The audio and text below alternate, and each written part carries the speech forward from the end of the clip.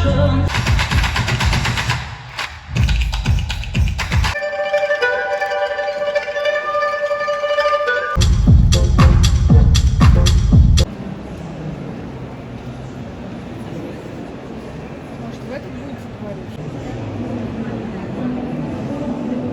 как формируется вообще тренд. Мы сегодня говорим с вами о скромной моде, и нужно нам с вами понять, что все это формируется не случайно, все это происходит закономерно.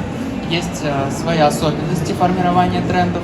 Тренд шинуазри, от китайщина дословно переводится.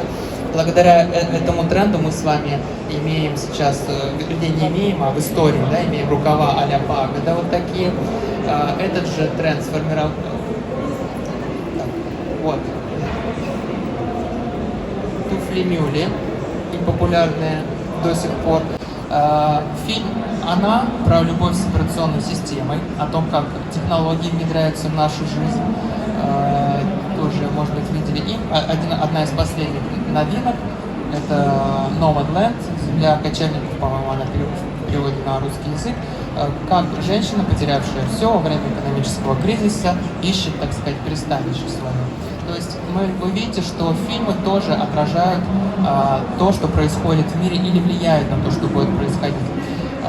Не совсем соглашусь, что здесь нет моды. Если мы сегодня все-таки говорим о мусульманской моде, как раз первые бренды вот этой второй волны развития индустрии, да, которая произошла примерно 10 лет назад, первые бренды, и которые сейчас до сих пор показывают устойчивое развитие, некоторые из них, да, они были как раз основаны в Татарстане. Я сама лично успешно представляла коллекции несколько лет назад в других странах, и они всегда были очень, во-первых, тепло восприняты, с большим удивлением, и я бы даже сказала, что тоже задавали тон показа, потому что это действительно был собственный стиль, отличный, выверенный, отличный от других. Он не оставался никогда незамеченным. Первую коллекцию представила в Малайзии. Далее в Великобритании были представлены коллекции. На любую моду, мода это всегда отражение каких-то социальных процессов, происходящих в обществе. Это всегда это зеркало общества. Мода с фэшн призвана отойти от определенной религии и канонам, от определенных канонов той или иной религии, да? То есть оно более такое обобщающее понятие. Но если мы говорим о мусульманской моде, то я скажу так, и это очень тонкий момент и немаловажный. Вот какая будет главенствовать доктрина ислама, такой и будет образ мусульман. Растет аудитория, растет количество потребителей, это определенный образ жизни.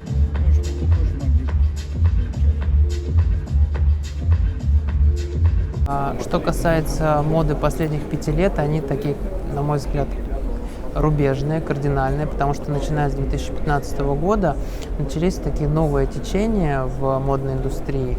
Можно сказать, что началось это все с прихода к управлению и в качестве креативного директора Алессандро Микеле, который в Дом Гуччи, который стал обращать внимание и на принты, и немножко поменял концепцию, кардинально поменял концепцию бренда, обратился к новой стилистике. И в то же время не стоит забывать, что именно 15-й год, 16-й, 15-й, 14-й годы, они были также очень важными и в политической сфере, потому что начались волнения в Украине, начались так называемое протестное движение #MeToo, когда женщины стали протестовать против ущемления своих прав. На сегодняшний момент происходит такой, скажем, ренессанс модной индустрии, когда появляются новые дизайнеры, которые видят мир иначе. Это, конечно же, Gucci, это Celine, модный дом Celine, который выпустили, кстати, по одной из последних коллекций зимы 2021 года, которая называется Teen Poem, то есть поэма. Сара Бёртон также, так скажем, активно использует ключевые тренды, о которых пишут все маркетологи, которые по прогнозам экспертов через несколько лет станет такой самой платежеспособной, то есть 40% прибыли люксовых брендов будут составлять именно клиенты поколения Z.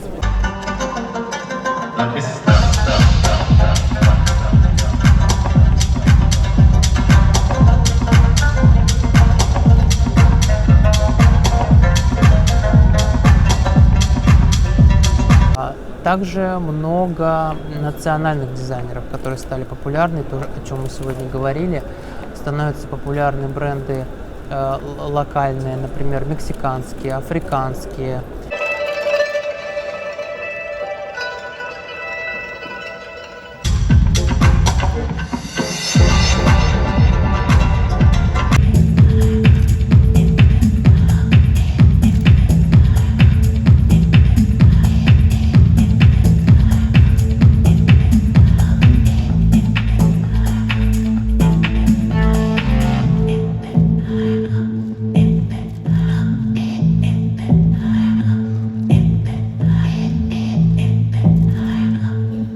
Кроссовки Balenciaga — это, по сути, платье Кристобаля Баленсиаги 60-х годов с точки зрения конструкторского решения.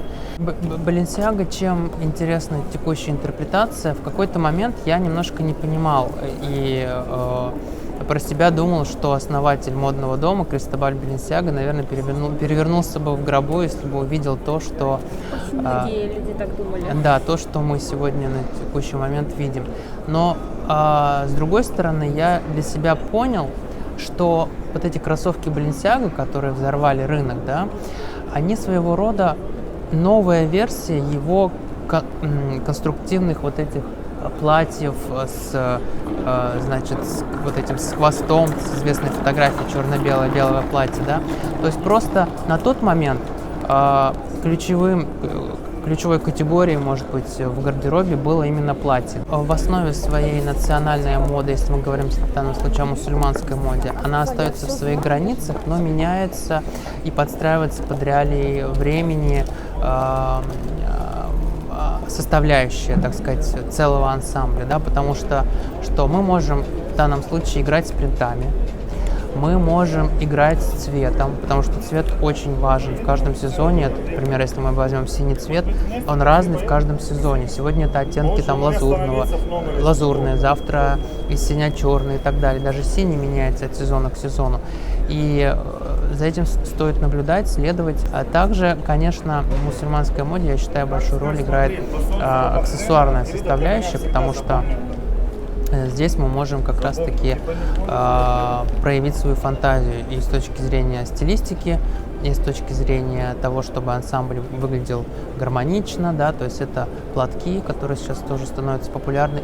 И всегда привожу цитату вот, критика Тугачевского из «Известий».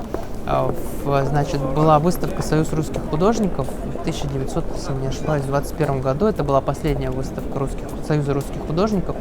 И критик, побывав там, он сказал, что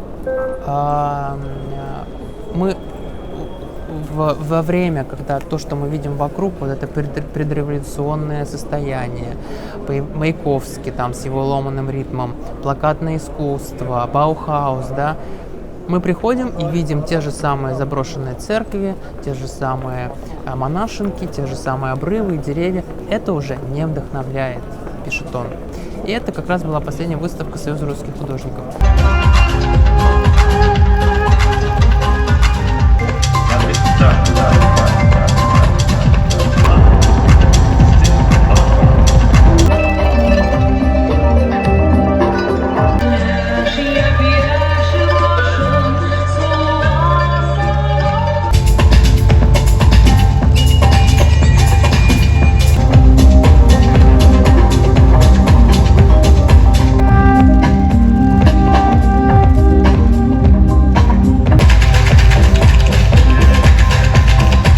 То есть для того, чтобы быть успешным, нужно четко понимать, как бы войти в шкуру, да, поколения потребителей, нового поколения потребителей, что им интересно, что им нравится, что они хотят. И здесь мастерство как раз заключается в том, чтобы трансформировать те архивы, те наработки, то направление, в котором ты работаешь, подстроить его под желания и потребности новой аудитории. Если вы найдете ключик к новой аудитории, не меняя себя, не меняя свою ДНК, то это будет, конечно, вот самым успешным решением для дизайнера, для любого дизайнера.